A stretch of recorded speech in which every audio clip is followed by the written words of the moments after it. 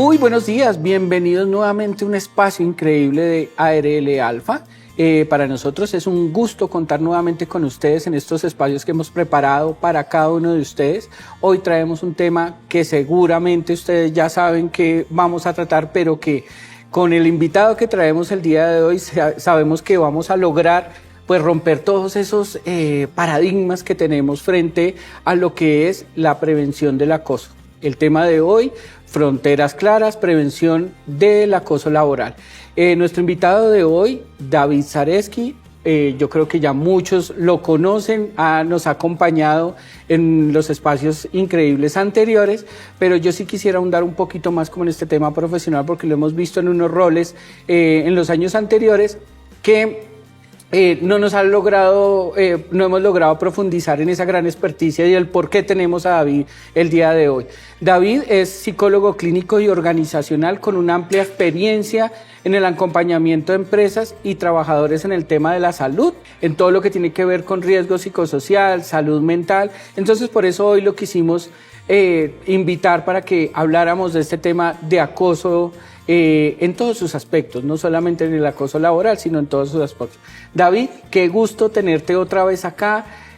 Bueno, esta es tu casa, ya aquí tú conoces a cada uno de los que pertenecemos a esta gran ARL y a todos los afiliados que tenemos, entonces esta es tu casa, bienvenido. Mil gracias por aceptar la invitación. Muchas gracias, Andrés, de verdad, gracias, bienvenidos todos, de verdad que esperamos que este sea un espacio interesante para todos porque no solamente es hablar desde el ámbito que tiene que ver con las sanciones o con el tema jurídico, sino realmente es un fenómeno que no solamente se presenta en las empresas, en las organizaciones, sino es un fenómeno social, es un fenómeno que afecta el bienestar desde muchos aspectos. Entonces vale la pena hablar de esta parte del acoso, que va desde la niñez hasta la adultez y que muy posiblemente muchos de nosotros en algún momento de nuestras vidas habremos estado en un ambiente donde puede llegar a entenderse como situaciones de acoso, como otras de pronto no tanto. A veces pueden ser elementos de percepción. Así que bienvenidos, gracias por acompañarnos. Esperamos que nos sigan durante estos episodios que son espectaculares y esta segunda temporada que estamos llevando es espectacular. Bueno, David, pues no, muchas gracias. Yo sé que vamos a tratar un tema que es bastante sensible, o sea, esto es un tema sensible como tú lo decías, esto puede empezar desde la niñez hasta la adultez, a veces lo recibimos, a veces lo hacemos. No sé si esté bien dicho, el hacemos o nosotros generamos ese acoso en algunos momentos consciente o inconscientemente. Y eso es lo que quiero que nosotros hoy trabajemos un poco, aclaremos un poco todo ese tema de lo que es el acoso. ¿Cómo se podría definir acoso? Bueno, el acoso, digamos que en términos generales lo podemos entender como un acto en el cual una persona se siente en una relación dispareja. O sea, digamos, llámese porque tú tienes una percepción, porque tú tienes de pronto una relación en la cual existe cierto poderío y que existe una presión que puede llegar a ser para muchos injustificada. Entonces, digamos, o inclusive puede ser un señalamiento, puede ser de pronto una condición en la cual las personas que están dentro de un entorno pueden llegar a sentirse menospreciadas, discriminadas o inclusive anuladas en algunos aspectos. Entonces digamos que el acoso, no solamente partiendo de la base de lo que dice que esta condición que se llega a presentar de forma reiterada, que entonces la legislación nos habla sobre eso, digamos, pero hablemoslo desde lo natural. El acoso también es una percepción individual. Algunas personas, esto va muy de la mano del estilo de la personalidad, va muy de pronto de muchos elementos que pueden llegar a ser interesantes de revisar. También vienen muchos elementos, las pautas de crianza, el relacionamiento, la autoconfianza, la seguridad, muchos elementos que pueden llegar a ser bien interesantes. Entonces digamos que aunque existe un marco general de lo que es el acoso, es importante también señalar que como tal es una presión que se puede ejercer sobre cualquier persona en cualquier tipo de relación cuando no existen sobre todo normas y elementos claros. Pienso que podemos ir por ese lado. Ok, entonces en ese orden de ideas podríamos hablar que hay diferentes clases de acoso. ¿Cuáles serían como esos los más comunes? Claro, si partimos desde la temprana infancia, vamos a darnos cuenta que, por ejemplo, el bullying, ¿sí? Que a nivel laboral se llama es mobbing, o sea, que no es lo mismo, o sea, el bullying. O sea, cuando estamos hablando de niños en el colegio, estamos hablando de bullying. Cuando Sí. estamos hablando en el trabajo, en el ambiente laboral, Es mobbing, ¿sí? o es por el adulte, o es porque es adulto. Sí, exacto. Digamos que existe una relación de poder, inclusive no tan diferente, pero digamos que si partimos desde el primer momento, ese bullying que se puede llegar a presentar en el ambiente escolar, pues tiene muchos elementos. Digamos que pasa por el matoneo, pasa por la discriminación, pasa por una serie de elementos que muy probablemente pueden llegar a ser muy, pero muy dolorosos para la persona que de pronto las puede vivir. Al mismo tiempo es una relación de poder. O sea, las relaciones humanas son relaciones de poder, son relaciones donde se ejerce cierta autoridad. Entonces, el acoso inclusive puede llegar a entenderse como un abuso de esa autoridad o de ese poder o esa imposición del poder. En ese orden de ideas, desde la misma infancia se puede llegar a presentar. Obviamente existen comportamientos, temperamentos y elementos que muy posiblemente tú vas a encontrar que van muy de la mano del estilo o la forma de ser de cada uno de nosotros. Pero trasciende en todos los espacios. La vida escolar, en la misma familia también se puede presentar. O sea, digamos, esas relaciones distantes de poder se puede llegar a presentar. En la vida personal, o sea, la vida social que desarrollamos, también encontramos ese tipo de condiciones en la vida laboral. O sea, hay diferentes momentos en los cuales pueden llegar. Ahora, existen también muchos elementos, no son subdivisiones, porque no lo podríamos catalogar como tal, pero sí existen muchos elementos que de pronto valdría la pena señalar que pueden abrir la puerta a otro tipo de acosos. Entonces, digamos, por ejemplo, un acoso puede llegar a tener inclusive connotaciones, y siempre lo hay, de violencia, que puede ser violencia física, puede ser violencia psicológica, puede ser violencia sexual, pueden haber muchos elementos que definitivamente enmarcan relaciones complejas. Ok. David, es que me causa curiosidad.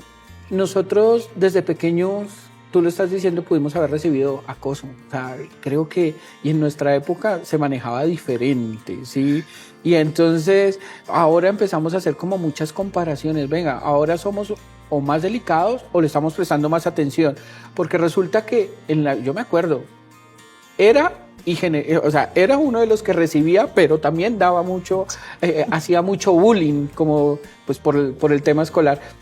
Pero en algunos momentos hablamos de que eso genera carácter también. Nosotros pues lo supimos afrontar y lo manejamos. Ahora somos un poco más sensibles, ¿o qué es lo que pasa? Bueno, Andrés, este es un tema bastante complejo, y digamos que hemos visto, digamos que desde un tiempo para acá, hablar de las generaciones, ¿cierto? Entonces hablamos de los X, los Y, la guayaba que nos dijo Sí. Andrés López. Andrés López en Su pelota de letras. sí, con su pelota de letras. Pero digamos que técnicamente hablándolo, cada generación tiene unas vivencias particulares. Yo pienso, y digamos que lo digo con mucho respeto en términos de desarrollo, hoy en día se estigmatiza mucho a los jóvenes y se les denomina como generación de cristal, ¿sí? Atribuyendo que se quiebran muy fácilmente, ¿sí? Que cuando se asigna un rol, una responsabilidad o una acción, tienden a huir fácilmente de la realidad. Y puede que sí, pero también eso tiene mucho que ver con las pautas de crianza. O sea, es claro que desafortunadamente hoy en día, y lo vemos a nivel clínico, la gran mayoría de las personas que llegan a las instituciones de atención por algo que se denomina como autólisis, que es atentar contra su propia vida, son personas que están dentro de ese margen de edad que estamos hablando entre los 12 a los 22, 23 años, más o menos. En la clínica donde yo tengo la fortuna de trabajar, semanalmente nos llegan 5 o 6 casos. Es algo aterrador. Pero digamos que el común denominador es precisamente la ausencia de crianza, la ausencia de esos valores. Hoy en día, desafortunadamente, pues primero, muchos de los padres, no puedo generalizar, por eso digo muchos, no todos, muchos dejaron el cuidado de sus hijos a la tablet, dejaron el cuidado de sus hijos a ambientes que de pronto, por muchos elementos, entre ellos el no querer ser padres, que muchos de los padres de hoy en día no quisieron ser padres, llegaron a ser padres porque la vida les puso esa situación, no porque se planeara, no porque fuera un proyecto de vida, simplemente porque pasó, y admirable que no hayan tomado otros caminos, digamos que eso es respetable, pero no es tan sencillo, y eso hace que al no tener un elemento que permita tener una buena guía, pues obviamente no existirá un buen respaldo. Entonces, sí, efectivamente yo creo que en la sociedad, y eso se afecta, y eso dentro del margen laboral, también va a afectarnos. O sea, no me imagino cómo será de pronto de aquí a unos años, cómo será de pronto las relaciones laborales. Hoy en día, desafortunadamente, encontramos que a muchas personas, cuando se les asigna una responsabilidad y se les exige la responsabilidad, la respuesta es renuncio. Sí. No me gusta, esto no es lo mío. Entonces, digamos que sí existen, no es que sea falta de mano fuerte, yo creo que es falta de acompañamiento constante. Yo pienso que es una gran responsabilidad que debemos tener nosotros, y qué tan bueno es volver de pronto los ojos a una mirada un poco más cercana, porque finalmente pues es claro que todos queremos ser buenos profesionales, queremos ser personas que tengan una estabilidad económica adecuada, que crezcamos como personas en términos generales. Otros no piensan igual, otros simplemente son individuales y viven su vida como piensan que tienen que vivirla, y se olvidan que también detrás de ellos existe algún tipo de núcleo familiar. Entonces yo pienso que hay una relación importante frente a esa parte. Entonces, digamos que eso contribuye a muchos elementos, que es precisamente el bullying. El bullying parte de esa base.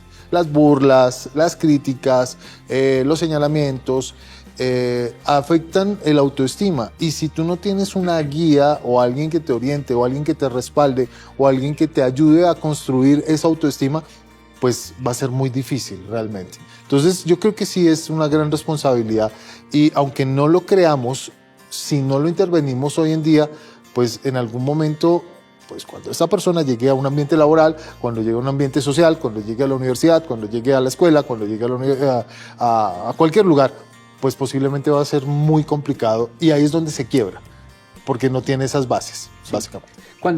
Realmente es cuando entra la sociedad, ¿no? Cuando hace parte de esa sociedad, cuando ya se está enfrentando.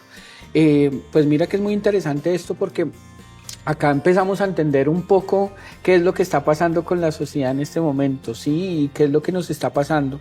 Creo que es importante también, ya que hablamos un poco de lo que es el bullying, o sea, lo que pasa en la edad escolar, identificar que también de grandes tenemos esos problemas. Se me fue el nombre que dijiste, que para los adultos. Yo me quedé en bullying, pero bueno, para los ok. Entonces, esto realmente también es el bullying de los adultos, como lo estamos diciendo, y esto afecta laboralmente a las personas, claro. ¿Sí? Sobre todo de pronto si yo he venido desde un bullying de pequeñito y llego a trabajar y sigo de pronto con eso, pues creo que esto debe afectar bastante, ¿cierto? Claro, digamos que hay un principio, a mí me gusta mucho hablarlo, y es: yo no puedo estar bien con los demás si no estoy bien conmigo mismo. Digamos que es un primer elemento. Si tú no estás bien contigo mismo, es porque existen elementos que no por sí solos, sino de pronto por esa nueva forma de ver la vida, las pautas de crianza actuales que tenemos, pues condensan ese tipo de condiciones.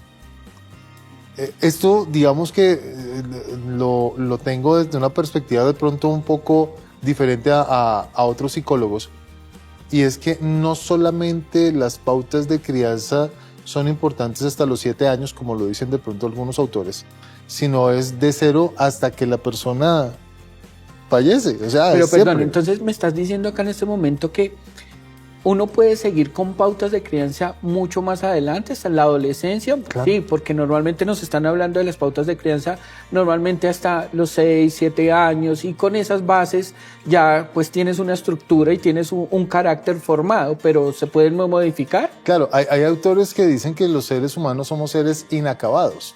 Entonces la crianza siempre es permanente.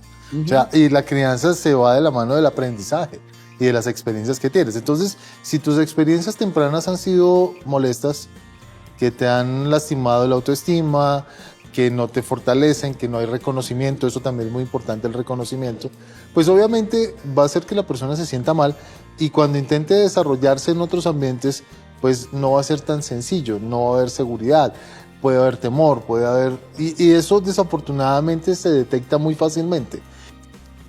Pareciera que en algunas oportunidades esos ejercicios de poder, como que hay personas que identifican a aquellas personas que tienen, no lo llamo debilidad, sino ese estilo de personalidad que es diferente y que es más susceptible de ejercer sobre ellos ese control. Lo que llaman vulgarmente, se la puedo montar. Entonces existen esas personas que tienen de pronto una personalidad un poco más robusta, un poco más fuerte, un poco más segura, y terminan en algunas oportunidades inclusive, y por eso es un tema también muy presunto y desde una perspectiva de interpretación, pueden presuntamente arrollar a la otra persona, y a veces no, esos son estilos de personalidad. Entonces no, es que esta persona me la monta porque, no, es un estilo de personalidad que de pronto no es tan compatible con la suya y de pronto usted siente, porque son percepciones, son muchas percepciones, que existe ese bullying, o a nivel escolar, o mobbing, o acoso laboral, o acoso de diferentes tipos. Obviamente habrán algunos elementos que sí definitivamente están marcados. La discriminación directa, el no prestar los recursos para poder cumplir con una labor, los señalamientos, las críticas, así mal llamadas críticas constructivas. No existen, desde mi punto de vista, puedo estar equivocado, pero yo pienso que no existen críticas constructivas. Oye, de verdad, esa muletilla que de verdad utilizamos para ir a atacar a las personas de una forma decente. No, exacto. Claro. Yo tampoco estoy de acuerdo con, te voy a hacer una crítica constructiva. No, me vas a decir algo que no me va a gustar, ya. Exacto, claro. Es como entrar suavemente a destruir duramente. Sí. O sea, las críticas constructivas son críticas. O sea, más que una crítica debería ser una propuesta. Es que la posición de construir la debo tomar yo. Sí, o sea, cuando tú me estás diciendo algo a mí sobre algo, yo debo de decidir si eso me construye o no. Claro. Entonces ahí es donde se vuelve constructiva supuestamente, pero soy yo el que lo decido y lo determino, no. Ahora, lo estamos hablando desde lo presencial. Pero virtualmente también hay muchas cosas. Eso te iba a decir, o sea, ¿qué pasa con ese acoso digital? O sea, estamos llegando a un momento pues en donde también desde el celular tú estás encontrando cosas que, hombre, siento que te acosan. Claro, o sea, y digamos que hay muchos elementos que están relacionados con ese ciberacoso, ¿cierto? Es más, si lo miramos no desde la perspectiva, vámonos desde lo más básico. Digamos que aquí en Colombia hablamos supuestamente de algo que se llama la desconexión laboral, supuestamente, ¿cierto? Entonces la desconexión laboral no es desconexión laboral digital, no solamente.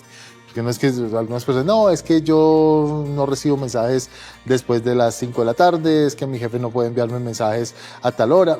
Eso digamos que no es tan importante. Bueno, lo es, pero digamos que no es el foco. Digamos que cuando nosotros hablamos de esas perspectivas donde se intervienen o se median las tecnologías, aunque existe despersonalización, hay ataques directos sobre la persona, ¿sí? Pueden ser de orden laboral o pueden ser de orden personal. A tal punto que inclusive pueden llegar a tener condiciones en las cuales la persona se sienta extorsionada por ese tipo de relaciones. Si tú no haces esto, yo te pongo públicamente o te expongo o te digo, te hago. Y eso es más frecuente de lo que nosotros pensamos. Esas relaciones también son complejas, son difíciles y a veces, y mira, va de la mano también de las pautas de crianza. Porque como hoy en día somos ciudadanos digitales, todos de una u otra manera, unos más que otros, a veces la soledad del entorno hace que te involucres más con una pantalla, con un celular, con una página, con Facebook, sin estigmatizar nada, pero YouTube, TikTok, todos los demás que vienen y vendrán y seguirán viniendo, pero ya entonces tu entorno seguro se vuelve ese lugar y ya no hay un compartir con los demás y posiblemente te sientes dentro de un ambiente en el cual existe satisfacción. Y también existen personas que abusan de ello.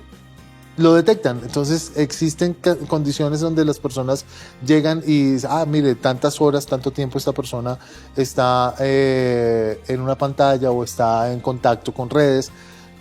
Y así como personalmente hay digamos, individuos que identifican a quién, comillas, se puede abusar virtualmente también. Y eso es un factor impresionante. Muchos de los casos que nos llegan precisamente están relacionados con eso, con condiciones donde la persona no tiene interacción real, o sea, física con algunos otros, la tiene virtual con otros, y existen situaciones donde esos dominios de poder, inclusive hasta en los videojuegos en línea, entonces el que tiene más poderes, el que tiene más magia, el que tiene más fichas, el que tiene más atributos, también termina ejerciendo ese poder y puede inclusive acosar a los que no lo tienen. Es un tema muy complejo y que como parte de un proceso de crianza nosotros no deberíamos dejar de lado.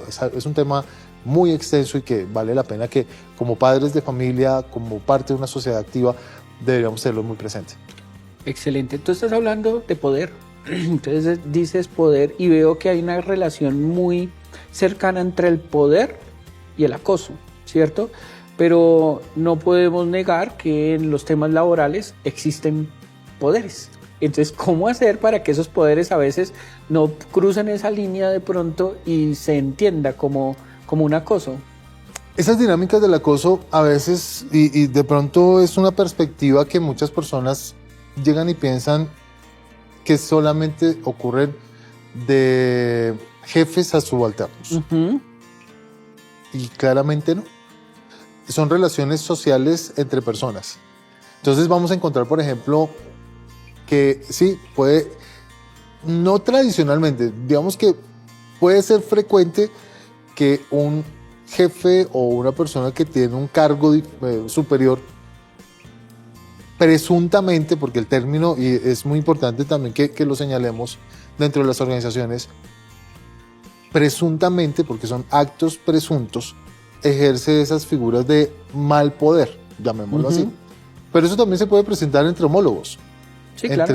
Entre el compañero de trabajo que no tiene usted ninguna dependencia, una jerarquía, se puede presentar, ¿sí? O inclusive de inferiores jerárquicos a superiores jerárquicos, claro.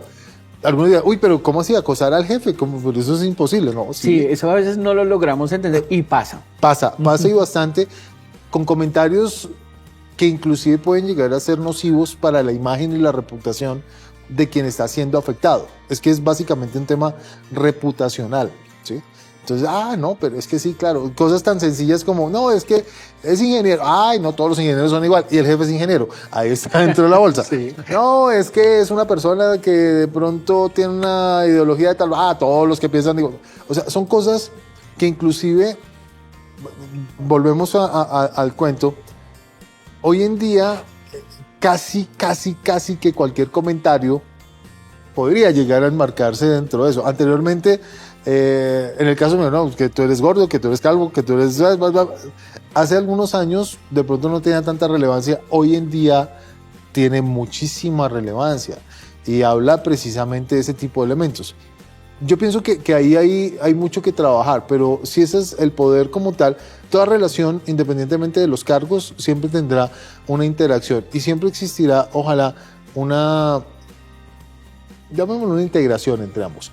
Pero sí, efectivamente se da en todo tipo de relación, tanto superiores, homólogos, de inferior cargo y demás. Ok. Mira, hay situaciones en el ámbito laboral donde yo puedo llegar a tener conflictos de pronto con mi jefe o puedo llegar a tener un conflicto con esos pares, pero ¿cómo poder discernir entre lo que puede ser un conflicto y lo que realmente podría llegar a ser el acoso? Yo creo que se basa en el respeto, las humillaciones, el inspirar angustia. Yo creo que algunas personas son expertos en inspirar angustia en los demás. O sea, como que se levantan con las ganas de, hoy voy a angustiar al mundo. Entonces se levanta con ese afán de... Uno, sí, misión 1. Voy a hacerle el día a pedazos a todo el mundo. Y pareciera que sí. Yo creo que hay un principio, yo lo digo casi siempre en las charlas que tengo la oportunidad de acompañar. Y es un principio que no es fácil de manejar, pero que si lo lográramos hacer, creo que las cosas serían más fáciles. Yo lo digo con bastante frecuencia. Yo estoy de acuerdo en que no estemos de acuerdo. Es un principio que para mí es muy básico. O sea, ¿qué significa eso? O sea, yo estoy de acuerdo en que usted y yo pensemos diferente. Que el hecho de pensar diferente no tiene que volvernos ni enemigos, ni me abre la puerta para humillarlo, ni me abre la puerta para discriminarlo. Simplemente me abre la puerta para saber que usted y yo no tendremos puntos de unión en algunas cosas, pero en otras sí. Entonces, yo pienso que la base del proceso es trabajar en lo que se puede. Hay una neuropsicóloga que me gusta mucho que se llama Constanza Orbadis. Ella es neuropsicóloga, es argentina. Ella tiene parálisis cerebral, siendo neuropsicóloga. Ella nació con parálisis cerebral por en el proceso de parto tuvo una anoxia impresionante. Y ella dice, hay que trabajar sobre lo que se puede. Porque cuando trabaja sobre lo que no se puede, nada es fértil. Y me parece que es muy sabio. Lo mismo en las relaciones. O sea, usted debe y ojalá oriente su proceso en lo que se puede, en los puntos de acuerdo. En aquellos que no sean puntos de acuerdo, que no pueda trabajar, tenga claridad de cuáles son las normas de lo que no se puede y tome una posición respetable sin ofender. Entonces, yo no estoy de acuerdo que tú pienses de esta manera, no lo comparto, me aíslo, no significa que tenga que aceptarlo todo, simplemente tomo una decisión. Cuando logramos entender eso, yo pienso que no solamente las relaciones laborales, las relaciones sociales pueden mejorar un poco. Yo no puedo imponer mi criterio, puedo señalar qué es lo que es importante para mí. Lo que es importante para mí de pronto no es tan importante para el otro. Pero si tú lo argumentas desde el respeto, la no humillación, básicamente no tendrás que gritar. O sea, el que defiende su posición con gritos no tiene posición. Lo que tiene es dolor. Entonces es importante mirarlo desde esa perspectiva. ¿Qué tanto tú defiendes tu posición sin tener que ofender al otro? Si se logra, pienso que vamos por buen camino. Bien. Pues David, muy interesante todo esto, pero hay cosas que a veces, mira, a mí me han llegado preguntas. En el nuevo formato que nosotros estamos realizando, estamos tratando de recibir las preguntas antes de nuestros colaboradores, de nuestros afiliados, para poderlos traer en estos espacios y desarrollarlas acá con los expertos. Una de esas preguntas me llegó donde me pregunta que yo tengo un nivel jerárquico donde tengo que impartir órdenes, ¿sí? ¿Y cómo puedo hacer para que esa impartir órdenes de pronto no suene a acoso? Que si a veces me da miedo cómo le digo las cosas para no entrar en acoso. Si les pido el informe que teníamos que entregar hace 2 días y se lo pido, no, me está acosando. No, es que ya hizo la tarea, no, me está acosando. Entonces es muy difícil para un papel de un líder o una persona que tiene una jerarquía alta, de pronto a veces no incurrir en ese acoso. Es muy difícil encontrar una línea única en esa perspectiva. Folclóricamente yo lo señalo de una forma muy básica y es, el problema no es la canción sino el tonito con que la cantes. O sea, uno puede llegar y decirle a una persona ¿cómo amaneció? O decirle ¿cómo amaneció? Sí. Las mismas palabras en el mismo orden, pero con diferente sentido y una entonación totalmente diferente. Es más, el entender dependerá de lo que tú tengas en ese momento en ti. Y eso no solamente, y más bien, principalmente ocurre, ya que estábamos hablando del tema del ciberacoso, no sé si a ti te ha pasado, que de pronto alguien te envía un mensaje de texto por WhatsApp o algo, y tú lees ese mensaje de acuerdo a el momento que estés viviendo. A tu estado de ánimo. Exacto. Claro. Entonces, te lo pueden enviar. hola, ¿cómo estás? ¿Dónde te encuentras? Entonces, si estás de mal genio en ese momento, Ya sí, me está acá acosando, Sí. mire, es que no me Ya deja quieres saber dónde respirar, estoy, ya dónde estoy. sabe. No, no necesariamente. Es un tema bastante complejo. Ahora, el lenguaje que se utiliza también en muchas oportunidades, los emoticones o el hablar con stickers, que también es muy frecuente, pues termina siendo también un tema muy complejo de manejar. Entonces, digamos que cuando un jefe, un líder, una persona necesita algo, pues dígalo. ¿Dónde está el problema? El problema, tú puedes hacerlo de una forma respetuosa, obviamente no es fácil, obviamente depende de las situaciones, las circunstancias, la presión que tiene, tanto quien lo solicita como a quien se le solicita, las dos. Y todos tenemos distintas perspectivas sobre lo que es importante. Yo no puedo universalizar la importancia. O sea, eso es que todos debemos pensar igual. No, eso es mentiras. O sea, nadie piensa igual al otro. Pensamos similar en algunos puntos. Entonces, cuando yo llego y algunos dicen, no, es que usted no es empático. Yo les digo, defina la empatía. La frase de cajón que siempre sale es, no, ser empático es ponerse en los zapatos de los demás. Yo la bajo de una forma muy sencilla. Yo le digo, ok, si es cierto, entonces yo me quito un zapato y pásame el tuyo. ¿Y tú cuánto calzas? 36 y yo 43. Diferentes. No cabe. No, pero es que es diferente. Yo, no, es que el problema no es el tamaño. El problema es lo que se puede hacer con lo que tú estás dando del otro o lo que recibes del otro. Entonces, ser empático, yo pienso que no es ponerse en los zapatos de los demás, ni física ni teóricamente. O sea, yo no me puedo poner en los zapatos, por ejemplo, tuyos, que tienes un cargo de coordinación. Puedo tener una idea, pero tú eres quien vive tu vida. Sabes cuáles son tus gustos, sabes cuáles son tus responsabilidades, lo haces de una forma que solo Andrés lo podrá hacer. Yo puedo apoyar para que Andrés cumpla su misión, sin ser Andrés. Entonces, ser empático no es disfrazarme del otro. Ser empático es el arte de despejarle el camino al otro para que el otro con sus propios zapatos pueda transitar un camino menos complejo, ¿sí? Entonces, también ahí va en esa parte, venga, yo le estoy solicitando a usted tal elemento. ¿Qué hizo usted como jefe para que la entrega fuera más fácil? Dio el tiempo, dio la orientación, dio el recurso. Si la respuesta es no, ok, entonces hay que mirar qué hace falta para que entre el equipo se pueda desarrollar. Yo pienso que el tema de acoso básicamente es un gran problema de comunicación y un gran problema de logística, porque si tú no tienes los recursos y pides algo para lo que de pronto las personas no tienen la capacidad, pues va a ser muy difícil, va a ser muy complicado.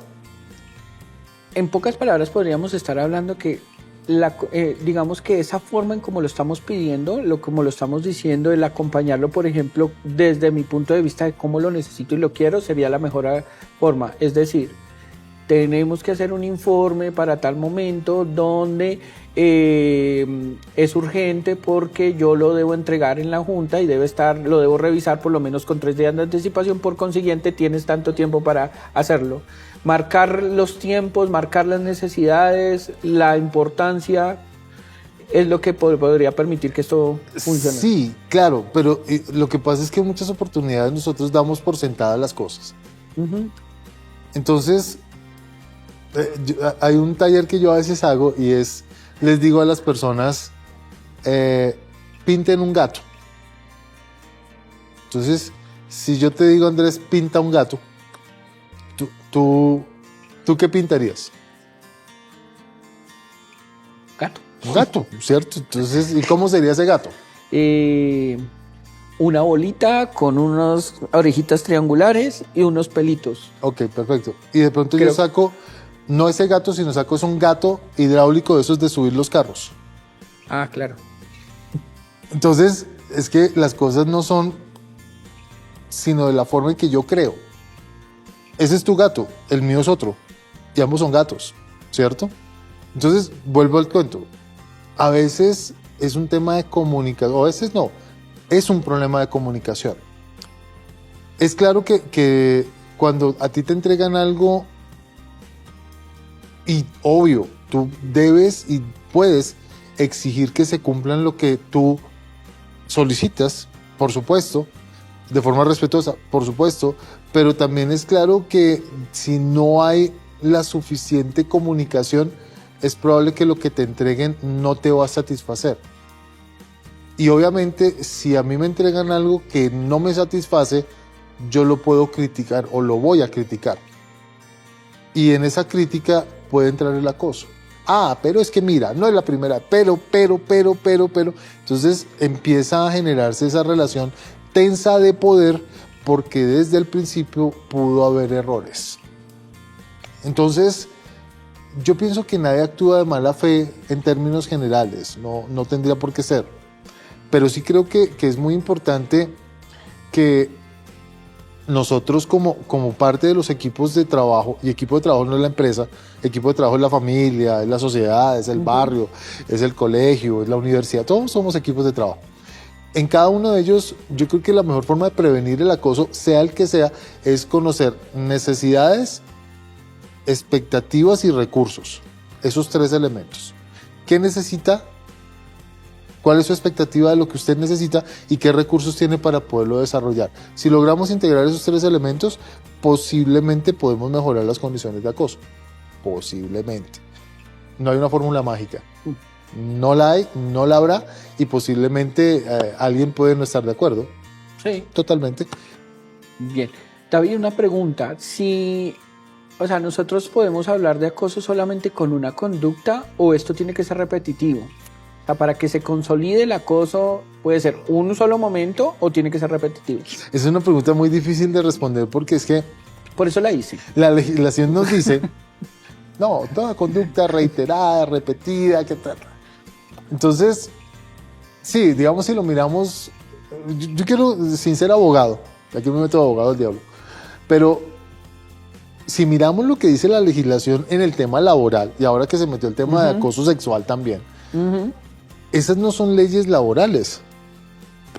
La ley 1010, que es la de acoso laboral, no es una ley laboral, es una ley penal.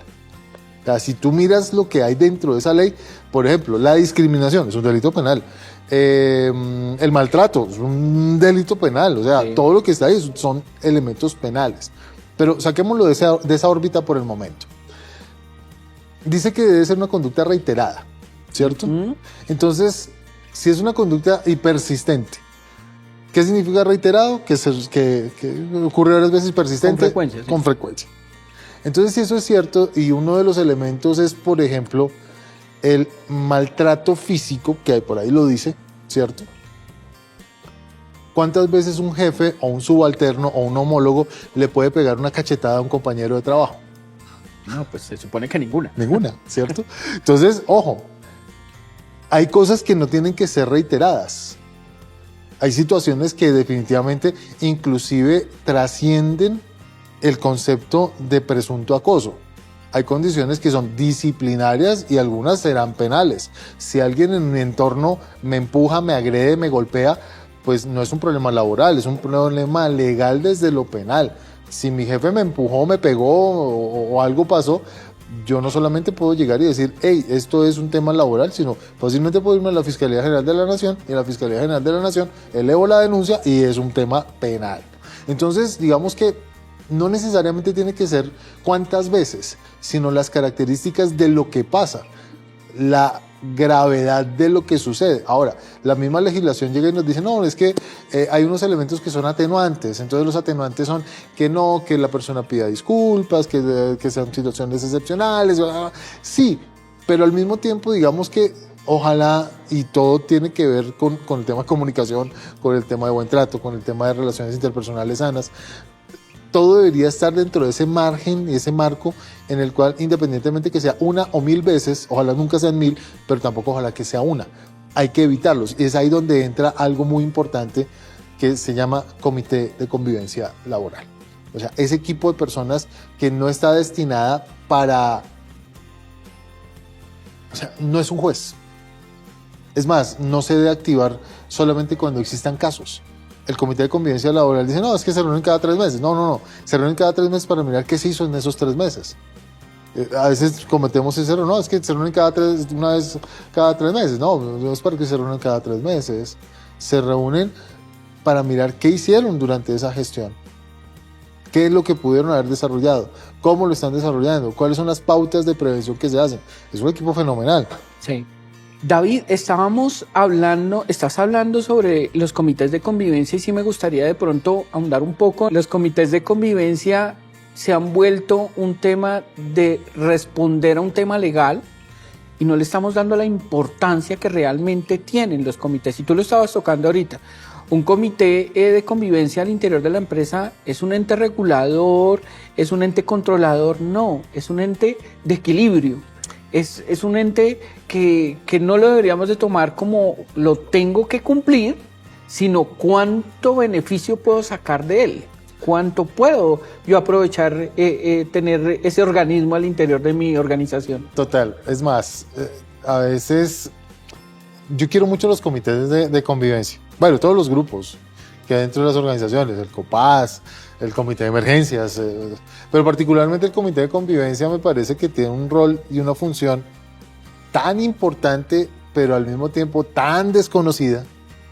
O sea, es claro que el comité de convivencia, conformarlo no es fácil.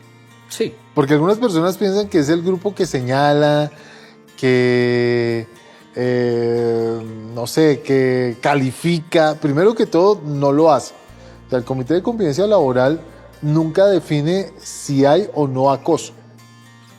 Eso no es función del comité. Es más, las resoluciones como tal que nos dicen que las funciones del comité de convivencia laboral nos dice, venga, la función primordial del comité de convivencia laboral es proponer un plan de acción para que entre las partes involucradas lleguen a un acuerdo que permitan solucionar entre ellos las condiciones que se han presentado. Y ahí es donde de pronto entra la magia del proceso. El comité de convivencia propone, mira, tengo una diferencia entre A y B. El comité llega y dice, mire, señores A o señor A, porque es individual, o sea, eso tampoco es colectivo, o sea, también es un punto que hace, no, entonces son 10 personas, no, es individual, son relaciones individuales y personales. Entonces, A y B tienen diferencia, A manifiesta, B manifiesta, pero no es un cara a cara tampoco. Las reuniones del comité de convivencia laboral no es un cara a cara, no es dime tú, ahora sí entonces, no. Es escuchar a las partes por aparte, individualmente, con confidencialidad. Por lo tanto, el comité tampoco sale a investigar. El comité no sale a decir, ay, no, bueno, es que Andrés y David tienen diferencias, entonces venga, Pedro, cuénteme si es que David trató mal a Andrés. No, eso no es función del comité. El comité per se debe señalar o debe entender que lo que aparece ahí es el sentir de cada uno. Por lo tanto, no puede decir si es cierto o es falso. Lo que puede hacer es escuchar las versiones y buscar un punto medio para que la situación se solucione. Y se soluciona, perfecto. Y si no se soluciona, perfecto. O sea, a mí me aterra a veces cuando algunas personas dicen, no, es que David, tenemos un caso del comité de convivencia laboral terrible, no, es que llevamos 4 años con ellos. Y yo digo, 4 años con un caso del comité de convivencia, sí, no, es que no hemos logrado que se solucione. Y yo les digo, no, pero es que el comité de convivencia propone, no soluciona. Los que solucionan son las personas que hacen parte de la situación. Y si no se llega a un acuerdo, el comité de convivencia o se incumple el acuerdo, porque puede pasar, el comité de convivencia simplemente dice, no se logró. Y ojo, esto también está dentro del nuevo marco que señala las funciones del comité.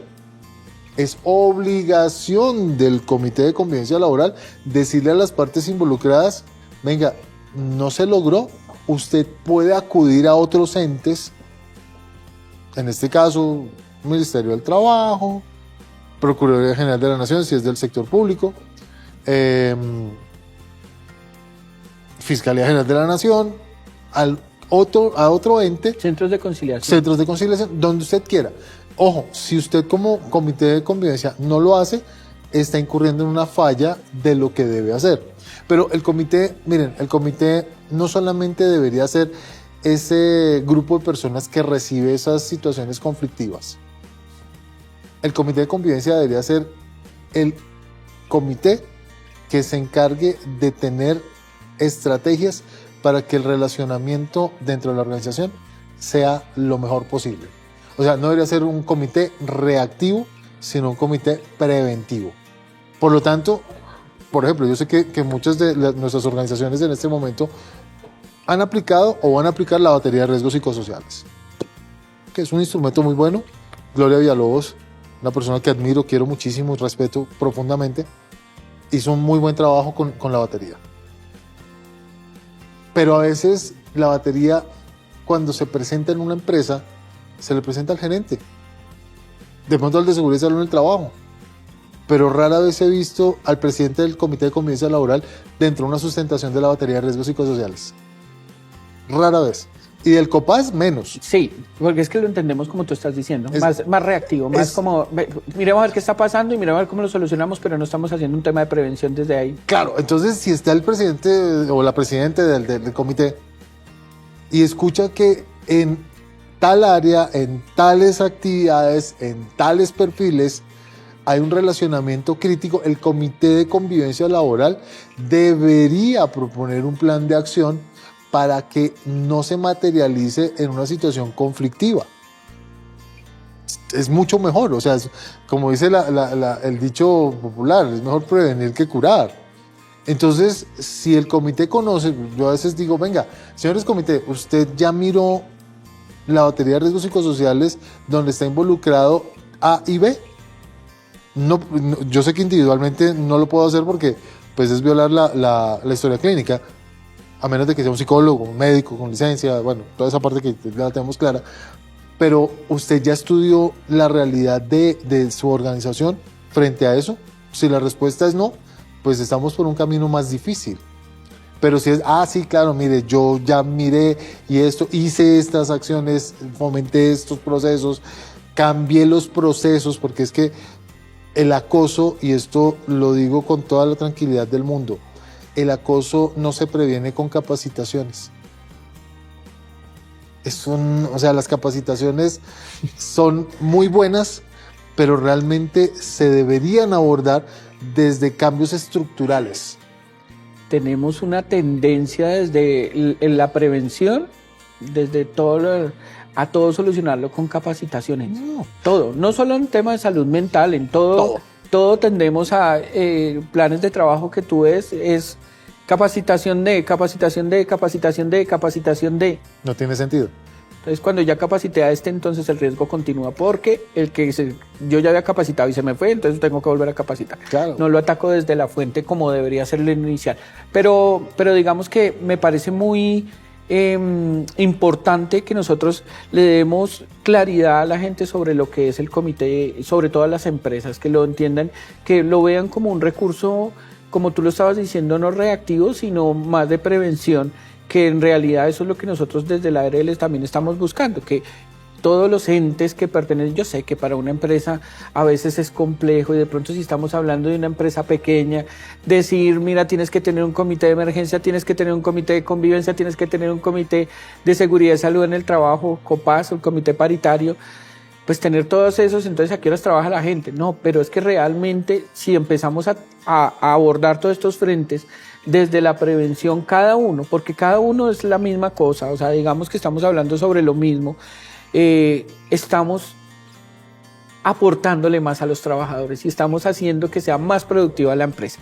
Bien, mira, yo no quiero dejar de lado, y sobre todo que estábamos tocando el tema de los comités y que estamos hablando un poco sobre lo que es el acoso laboral, entendiendo sobre lo que era la 10-10 y todo, pero tú hablaste ahorita sobre que la norma también ahorita nos puso temas de acoso sexual y lo metió también dentro de lo laboral. Cuando ese acoso sexual también está dentro de lo laboral, ¿qué alcance tiene el comité frente al tema? ¿Cómo podemos diferenciar también ese aspecto? ¿Cómo lo podemos manejar desde el comité? Bueno, realmente el tema de acoso sexual es un tema que inclusive estaba no tácitamente, sino digamos que de una forma muy tangencial, implícito dentro de la ley 1010.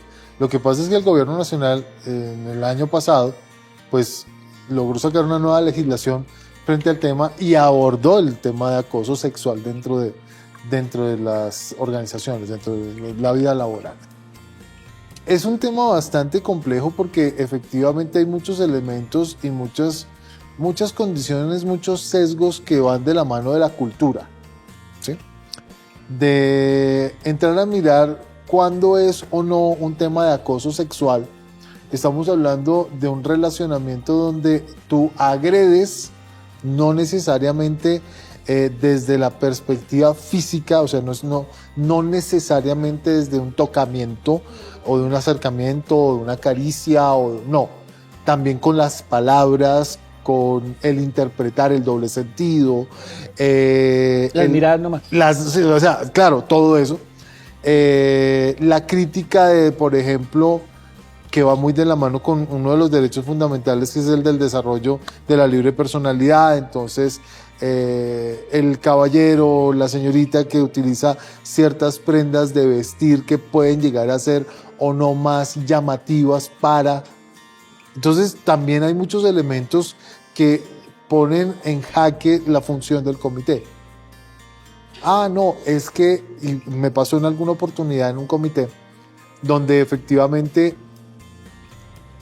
alguna persona, alguna señorita se sintió acosada sexualmente porque un compañero de trabajo quedó enamorado del vestido que ella tenía porque tenía un escote muy pronunciado.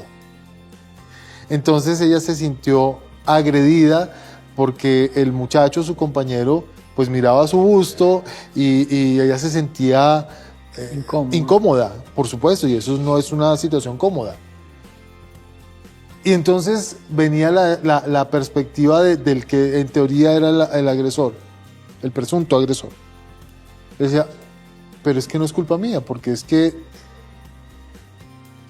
¿quién la mandó a venirse vestida así? Entonces existen una cantidad de condiciones que son inclusive irracionales y que no estoy justificándolas, ni estoy diciendo entonces tenemos que vestirnos de no. Es parte, también es un tema muy cultural. No es lo mismo hacer el abordaje de esa misma situación aquí en la ciudad de Bogotá que de pronto en la costa. Sí, en Tierra Cálida. Entonces allá la forma de vestir es diferente, el relacionamiento es diferente, el vocabulario es diferente, el relacionamiento es totalmente diferente. Entonces, digamos que aunque es un excelente elemento que debemos nosotros revisarlo con mucho detenimiento, hay muchos elementos que tampoco podemos normalizar. Son que desafortunadamente por la cultura, por elementos de relacionamiento geográfico, llamémoslo así, se consideran menos gravosos, pero realmente no lo son. O sea, ¿cuándo se considera que existe una condición de esas características? Cuando efectivamente hay una condición en la cual se desborda esas condiciones en las cuales la agresión atenta contra la intimidad. Y esa es la base del proceso. ¿Qué es la intimidad? Cada uno tendrá un concepto, pero legalmente existen unos elementos muy importantes. Entonces hay que preparar a los comités para enfrentar ese tipo de situaciones, porque terminan en algunas oportunidades siendo muy subjetivos, pero es un tema absolutamente delicado y que del cual el comité de convivencia laboral, si no está bien entrenado, puede cometer errores que pueden causar problemas muy serios, porque las conductas sexuales son conductas muy delicadas desde el ámbito jurídico. Tú estabas nombrando que no es lo mismo cuando estamos hablando, o digamos que la idiosincrasia es muy importante en estos temas. Sí. ¿Sí? El tema del lenguaje, por ejemplo, ¿sí? La forma en cómo yo me dirijo a las personas puede generar, digamos, que ese acoso de alguna manera. ¿Sí? En algún momento yo hablaba con una persona y le decía, mira, para hombre a veces también es complejo saber si le puedo hacer un halago a una compañera o no, o lo puede malinterpretar.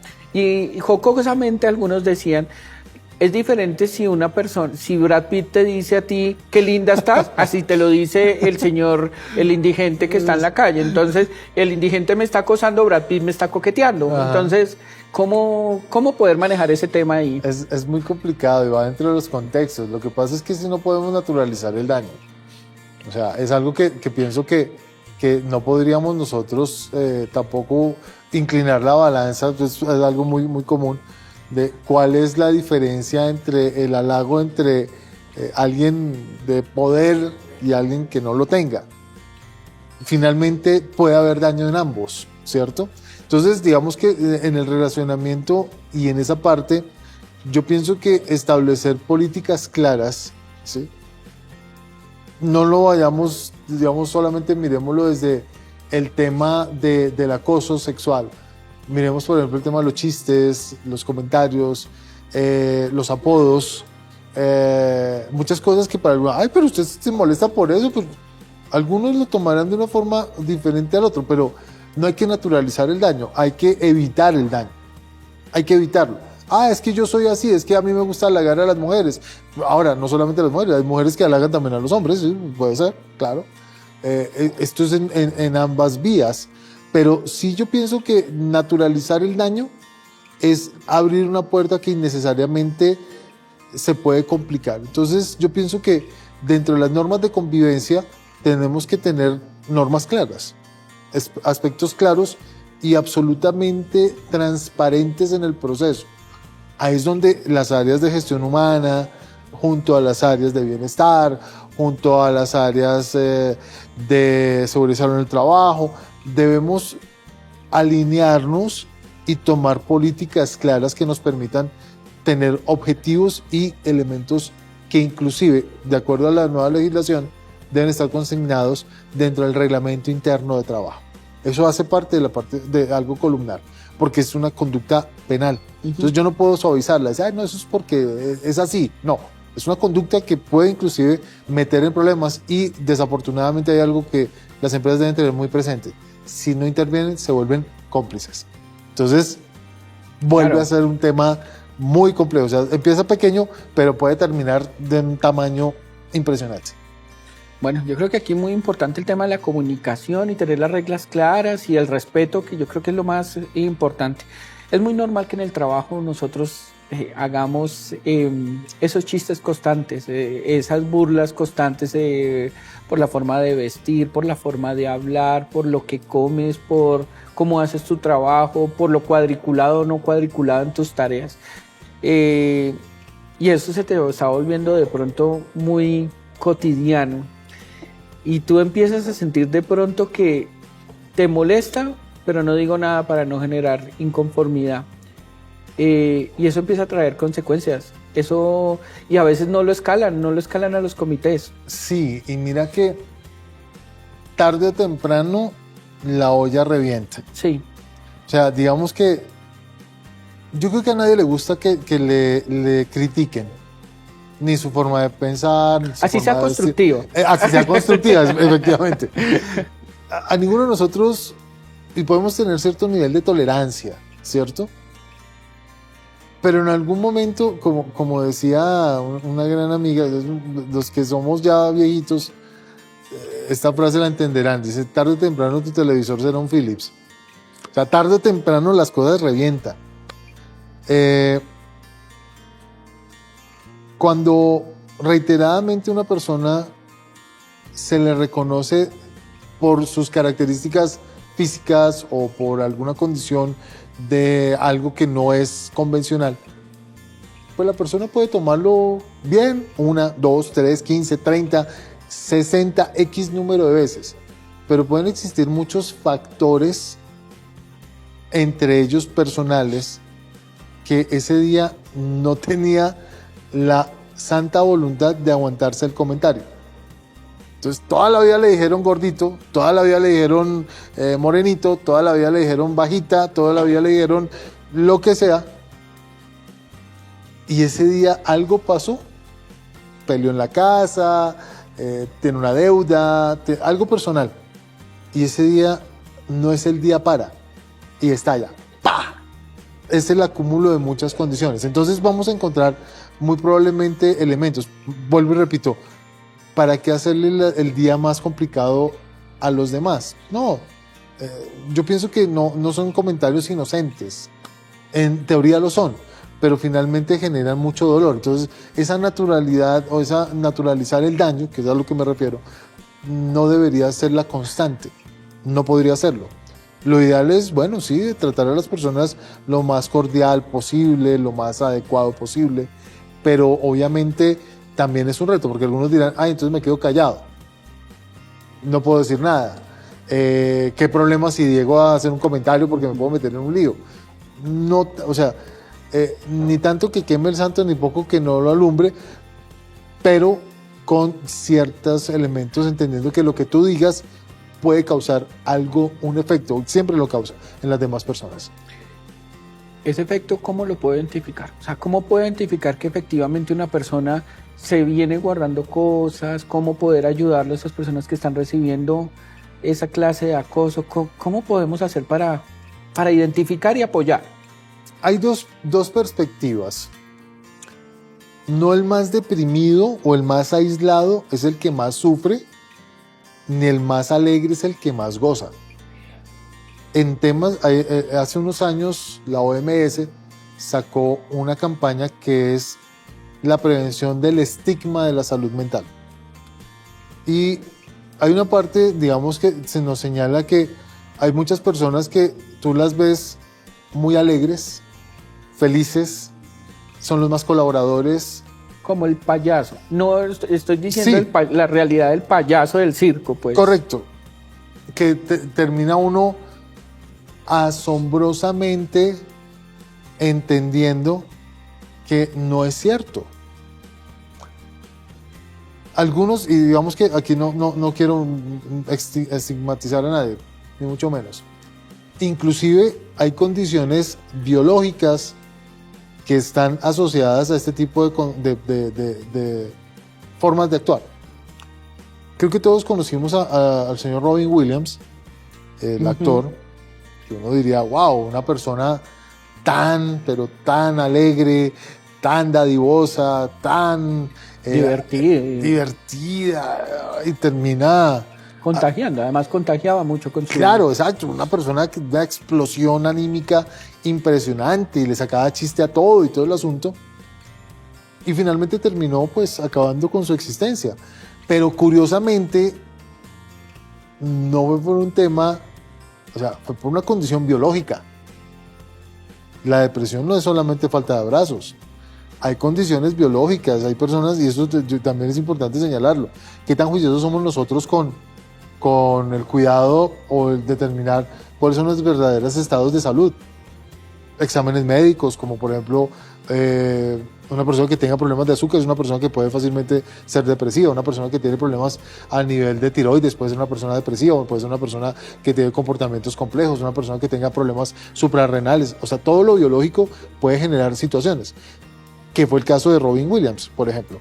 Pero también vamos a encontrar personas que, a pesar de que manifiestan sentirse muy bien, es una máscara. Es como su factor de protección, y es por el temor de demostrar que se sienten mal. Entonces, no necesariamente podemos etiquetar a todas las personas que se aíslan como personas depresivas, ni tampoco los más alegres como personas que no tienen problemas. No, hay señales, sí, efectivamente, digamos, conversaciones tercerizadas, ocurren muchas oportunidades. Ojo con esas conversaciones tercerizadas. No, imagínate que tengo una amiga que está pasando una situación como tan difícil, imagínate que me contó. A veces la amiga es la persona. Sí. ¿Sí? O el amigo es la persona. No, es que es muy terrible si supiste que esas conversaciones tercerizadas buscan proteger a la persona. ¿Por qué? Porque tener un estigma de salud mental es muy difícil. Es más, es un factor de bullying. ¡Ay! ¿Usted sufre por eso? Sí. Ay, ¿usted cómo le pone de tiza a las cosas? Sí. Puede pasar, todos tenemos diferentes estilos de personalidad, pero señales pueden haber muchas. Una de esas es la tercerización de las condiciones.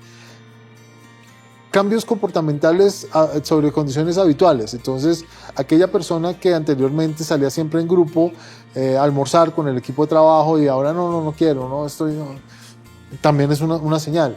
El agotamiento físico es una señal.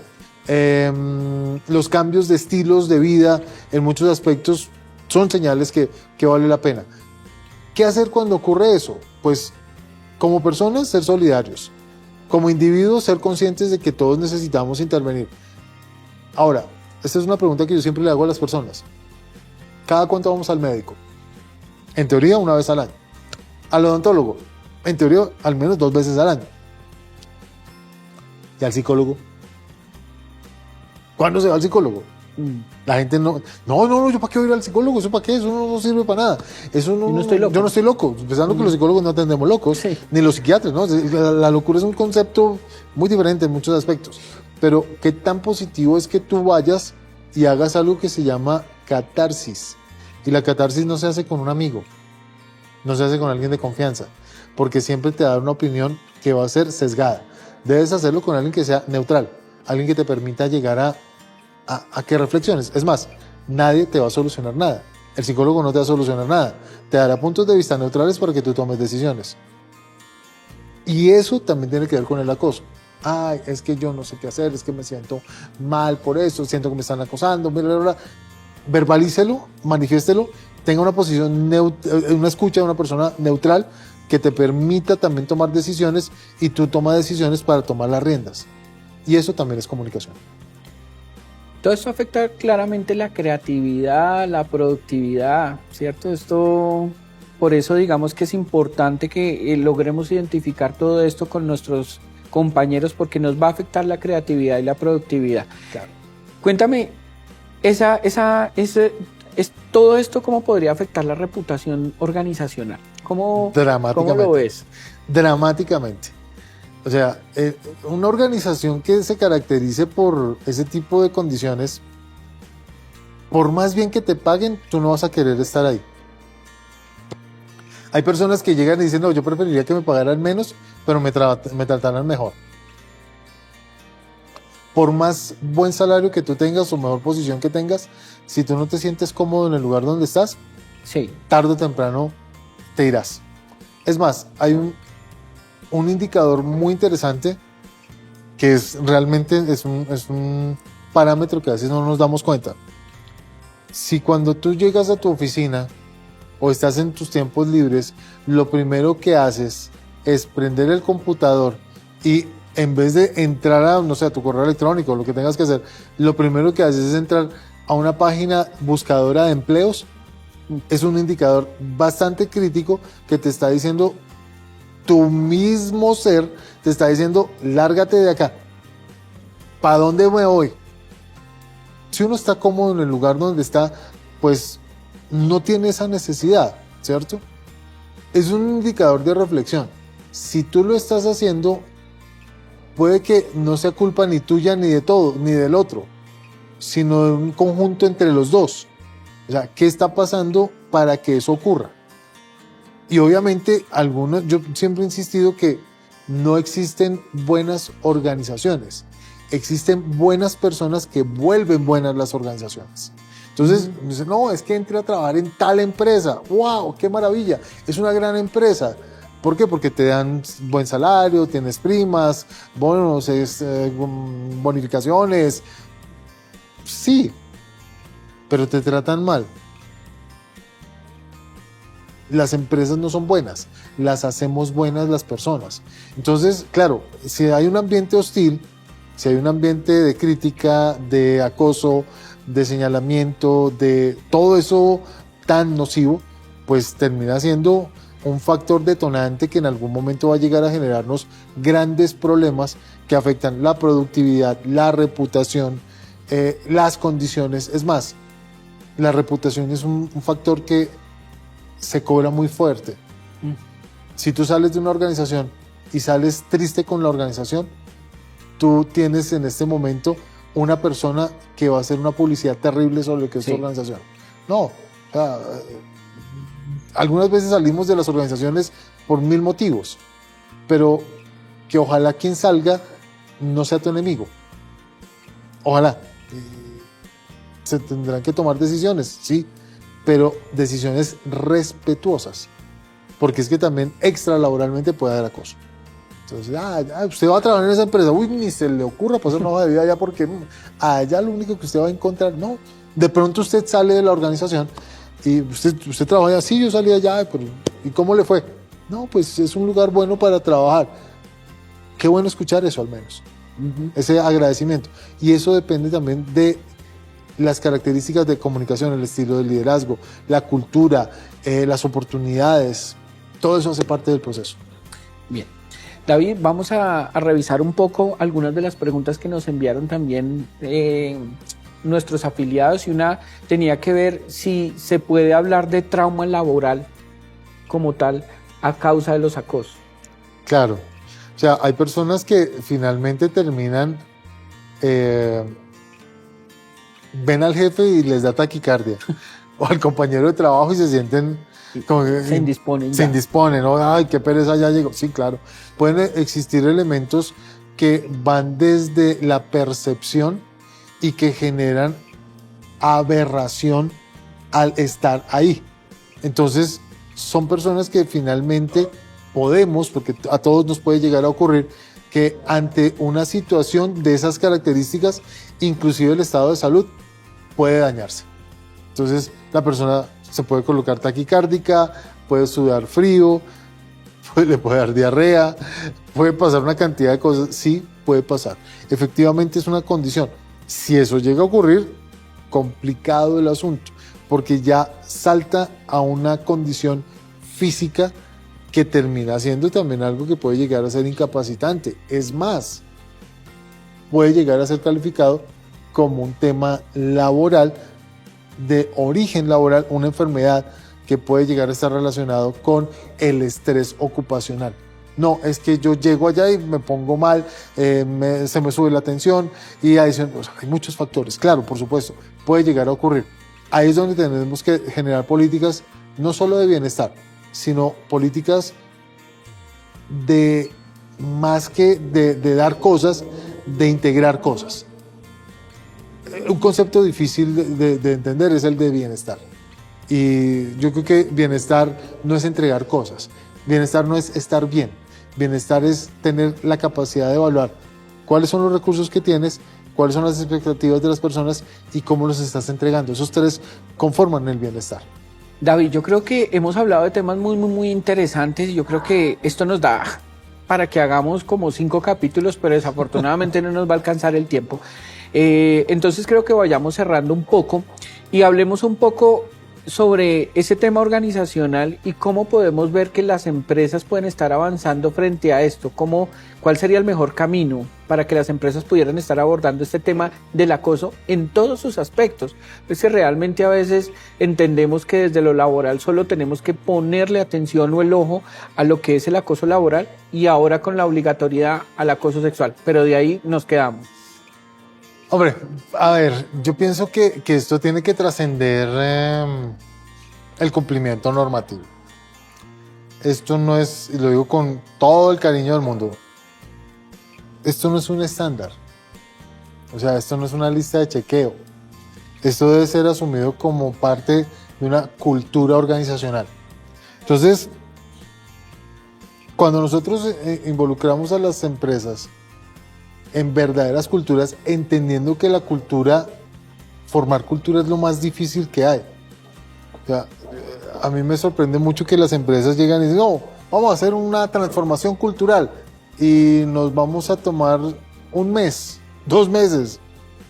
No, la cultura es un proceso de conocimiento, exploración, ensayo y error. Entonces yo pienso que el buen camino que pueden tomar las empresas es, primero, entender cuál es su cultura organizacional. Es más, la cultura organizacional no es lo que la junta directiva cree que es la cultura, no. Es la sumatoria de los entenderes y saberes, creencias y especies de relacionamiento que hay dentro de la organización. De ahí nace la cultura. O sea, yo puedo tener una perspectiva cultural y yo aspiro que mi organización tenga esta cultura, pero yo tengo que unirme o entender cuál es la cultura que hay dentro de mi cultura para poder fomentar estrategias que fortalezcan a lo que quiero llevar. Es decir, debo conocer con quién trabajo. Ujú. Yo pienso que la primera norma que deberíamos seguir es ser cercanos a las personas. Cercanos no significa, como dice el término, con pinches, ni mucho menos. No. Ser cercanos es entender cuáles son sus gustos, cuáles son sus necesidades, cuáles son sus expectativas, qué espera de. Y si yo tengo la capacidad como organización de poder materializar eso dentro de un proceso cultural, pues muy posiblemente las cosas van a ser mucho más fáciles de manejar. Ahora, esto no es, nunca va a ser perfecto. Siempre van a haber errores, siempre van a haber situaciones difíciles, siempre van a haber comportamientos que no nos van a gustar.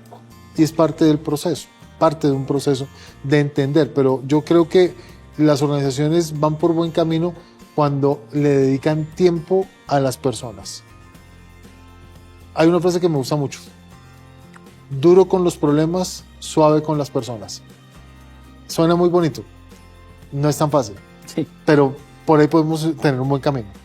Vale, mira, va muy acorde a lo que nosotros como ARL estamos pretendiendo, y realmente es que entendamos que el trabajador es un individuo. El trabajador no es un elemento más de una empresa, y por eso parte de ese entendimiento hemos creado todos estos espacios donde acá vamos a abordar diferentes temas que le van a servir a cada uno de los trabajadores, a esos individuos, a su familia, a poder construirse y formar mucho mejor esas relaciones personales y laborales que tenemos. Sí me gustaría de pronto que nos dieras unos tips para esas empresas que no tienen nada y que tienen que empezar de cero, cómo poder construir una cultura organizacional enfocada a la prevención del acoso y al manejo de este como tal. Ok, yo creo que el primer punto de partida es la escucha, una escucha activa, un entender de conocimientos y saberes, un diálogo ojalá lo más cercano en momentos no solamente especiales, porque es que a veces solamente las empresas se reúnen cuando es el cumpleaños o cuando hay una fecha importante. No, qué rico que hay algunas estrategias, digamos, por ejemplo, que utilizan algunos gerentes y algunos directivos, que es el café con el gerente. Es que baja el gerente a la planta o al área administrativa o al área operativa y se siente y se toma un café con grupos puntuales y los escucha. Yo creo que el acoso se puede controlar o se puede disminuir, ojalá eliminar, cuando tienes la capacidad de escuchar a los demás, cuando tienes la capacidad de pronto entender que aunque no deberían existir errores, es una probabilidad. Y que ante los errores, las soluciones. Todos cometemos de pronto faltas a los principios, y también lo señalo de una forma clara. Los que somos consultores también cometemos errores. No tenemos empresas perfectas, no tenemos organizaciones tan bonitas como las que nosotros decimos que ojalá sean. Uh-huh. También se cometen errores, pero del error la posibilidad. Ok, entendamos que las organizaciones también pueden cometer errores. No quedarse en ellos es la virtud. Ojalá evitarlos al máximo, pero por supuesto. Pero todo es un proceso de comunicación. El acoso pienso que podemos encaminarlo a poderlo controlar siempre y cuando tengamos la posibilidad de dialogar. Yo creo que por ahí arrancamos bien. Ya cuando conozco realmente ese elemento que se llama, tú lo has dicho, los individuos que componen una organización, podemos empezar a tener ya elementos colectivos, donde identifique qué elementos comunes tenemos entre todos para poder capitalizarnos. Y sobre todo el respeto. Si no hay respeto desde la dirección hacia abajo, Sí. se pierde. Perfecto. Y ya para cerrar, entonces, regálame 3 claves que toda empresa debería tener arraigadas para si quiere erradicar el acoso en su organización. 3 claves para eliminar el acoso en la organización. Primero, ser transparentes. Yo pienso que cuando tú tienes una organización que es transparente, es decir, que no tiene elementos ocultos, pues va a ser más sencillo.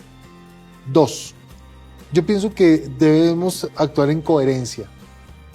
Es decir, a veces encontramos políticas, misión, visión, tan bonitas, tan estructuradas, pero tan falsas. En esta empresa tenemos por política el buen trato a las personas y el gerente o el supervisor o el colaborador va en contra de ellas. Entonces, ¿para qué tener políticas que no vamos a cumplir? Entonces, yo pienso que la no hace coherencia... parte de tu cultura. Claro, la coherencia. O sea, yo pienso que es importante. Y reitero, la comunicación. O sea, esos 3 elementos me parece que deben ser importantísimos a la hora de la prevención del acoso. Y por último, muy posiblemente, tener la capacidad de levantar la mano y de hablar. Una organización que tiene la capacidad de escuchar a los demás, muy posiblemente encontrará soluciones más fáciles. Desafortunadamente en muchas organizaciones hablar es un reto. Hablar se vuelve como, no sé, un deporte extremo. Termina siendo muy difícil de manejarse porque a la gente le da miedo hablar.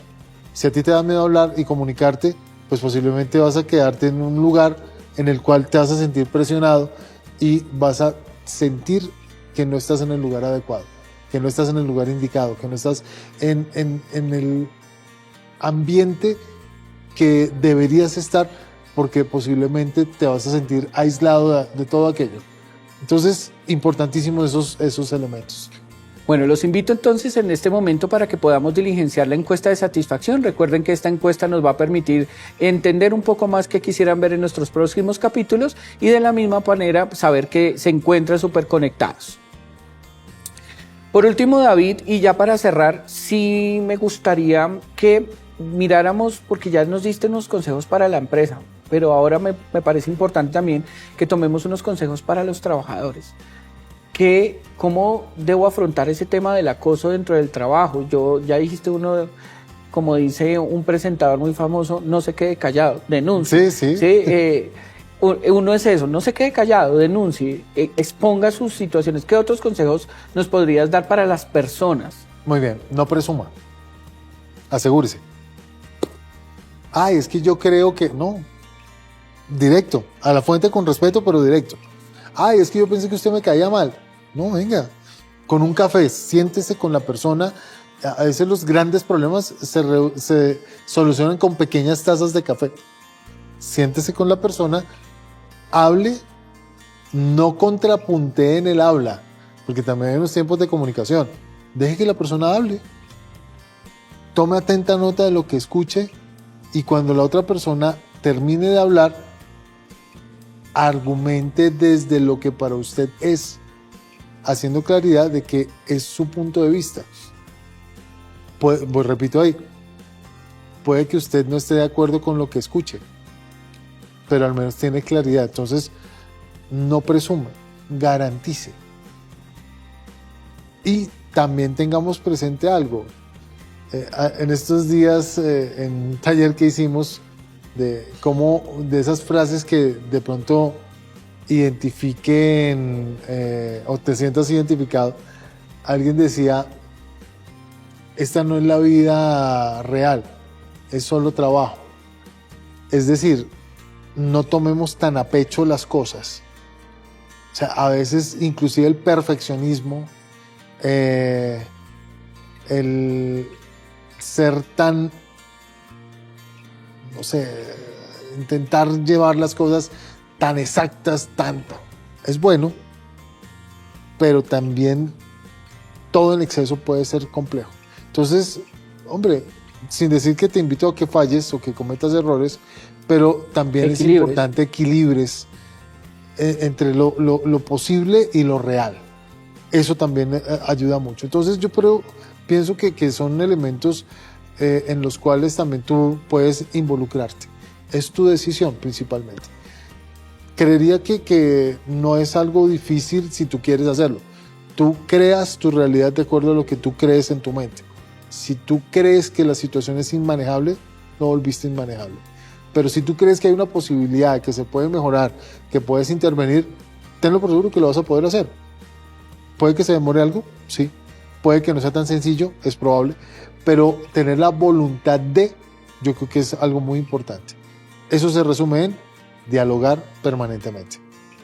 Excelente, David. Pues no, yo creo que aquí nos podríamos quedar horas y horas y tomarnos muchos cafés para poder hablar de lo que es el acoso y cómo poder hacer prevención y trabajarlo. Muchas gracias por tu experiencia, muchas gracias por traernos todos estos consejos, por traernos toda esta sabiduría que nos permite a nosotros acercarnos un poco más a lo que es el acoso, y para cada uno de los que nos están viendo, pues entenderlo con más claridad, cuál es la diferencia entre un acoso y otro, cómo poderlo llevar, sobrellevar, cómo evitarlo, cómo trabajarlo desde lo organizacional. Entonces, David, pues mil gracias.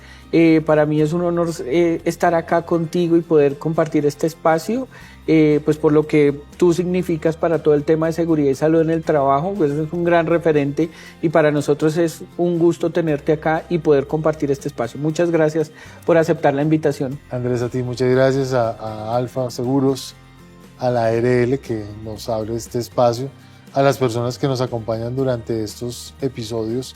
De verdad, pues siempre de la mano de los mejores, y creemos en el proyecto que ustedes están construyendo. Las felicitaciones para la compañía, y sé que vienen cosas muy positivas para todos los afiliados a la ARL. Pues bueno, muchas gracias a todos ustedes que nos escucharon o estuvieron pendientes de este capítulo. Les damos un abrazo muy fraternal. Muchas gracias realmente por, digamos que abrirnos estos minutos para poder acercarnos a ustedes. Los esperamos en nuestro próximo capítulo. Esperamos también que por favor nos hagan llegar sus preguntas sobre los temas que tenemos ya identificados para que los podamos tratar acá, y así como lo hicimos el día de hoy con los expertos, poder abordar cada uno de sus inquietudes. Muchas gracias y hasta el próximo capítulo.